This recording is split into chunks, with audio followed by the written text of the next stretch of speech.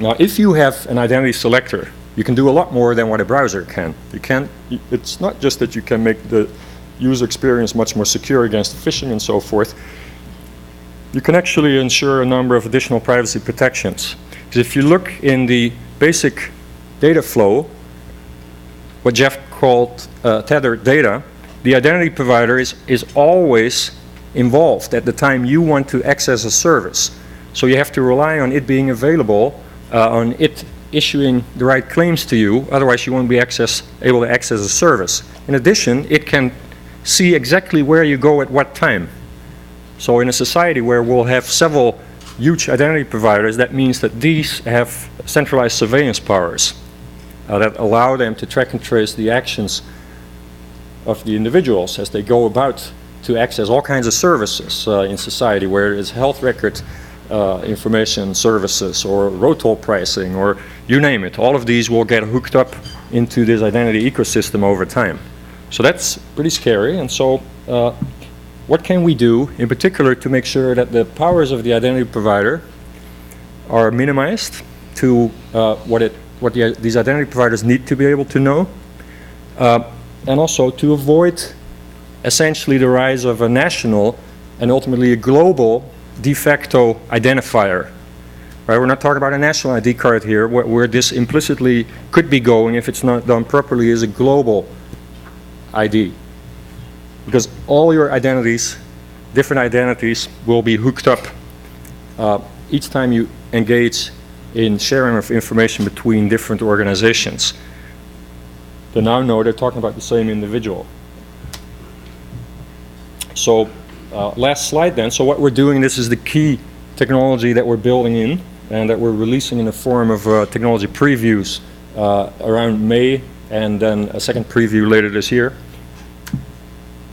So the identity provider, it's actually possible in this example to package that information, all of it possibly, in the form of, again, a protected token. It's digitally signed, which the user could locally store or store remotely for roaming access.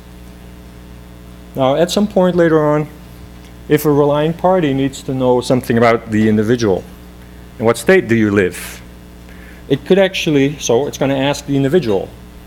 Now, instead of the individual going back to the identity provider and the identity provider answering the questions, where it's basically a dialogue between the relying party and the identity provider, it's possible for the individual to prove that she has authoritative, protected information that was issued by the authoritative source that meets or that answers the question of interest without revealing anything more. So in this case, I'm from Washington.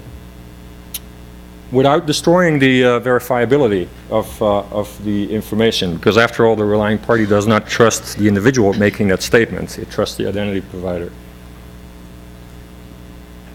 Now, the other thing is that, in fact, if the identity provider and the relying party would share notes, it's actually not possible for them to find out which person from Washington was this. We have no clue. Out of all the individuals that received tokens stating I'm from Washington according to the identity provider, could have been any of them. We can do that beyond that. Let's say, are you over 21?